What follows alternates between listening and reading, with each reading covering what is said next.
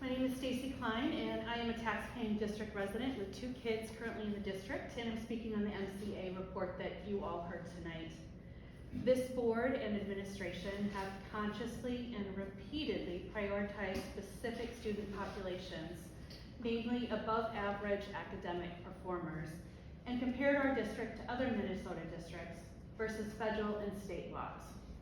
This school board and administrators have cheered for and heavily marketed immersion, wings programs, navigators, Vantage, honors, AP, IB, etc., etc. None of which there is a federal or state mandate for. There is a legitimate claim to excellence with regard to our higher academic performing populations, there's no doubt. And since 2018, the literacy rate for students in Minnetonka schools has decreased significantly.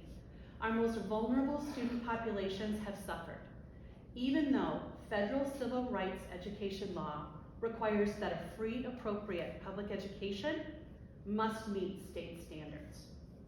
The Minnesota legislature decided in 2001, that's over 20 years ago, that the standard for an appropriate education for all students, even those with disabilities on IEPs and 504s, is to read at grade level.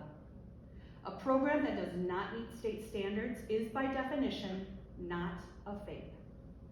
The district's MCA 2022 summary report outlines that 82% of Minnetonka students were proficient in reading in 2018.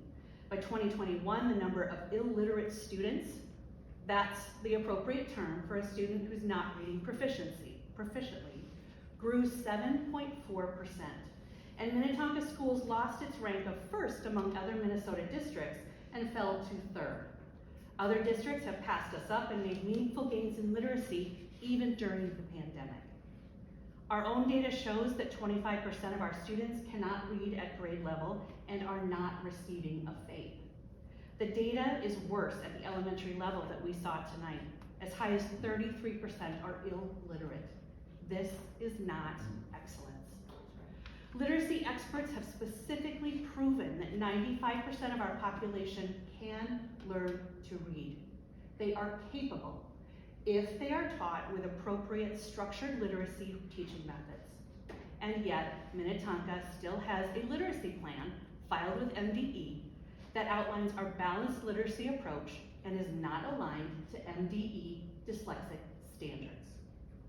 The district has had over 20 years to ensure that our kids can read well by 3rd grade per Minnesota statute 120B.12. It is not just a COVID slip. The declining literacy rates in Minnetonka schools is causing educational harm to far too many students. Lastly, progress towards literacy needs to be measured against state and federal laws versus lackluster peer performance. What questions do you have for me?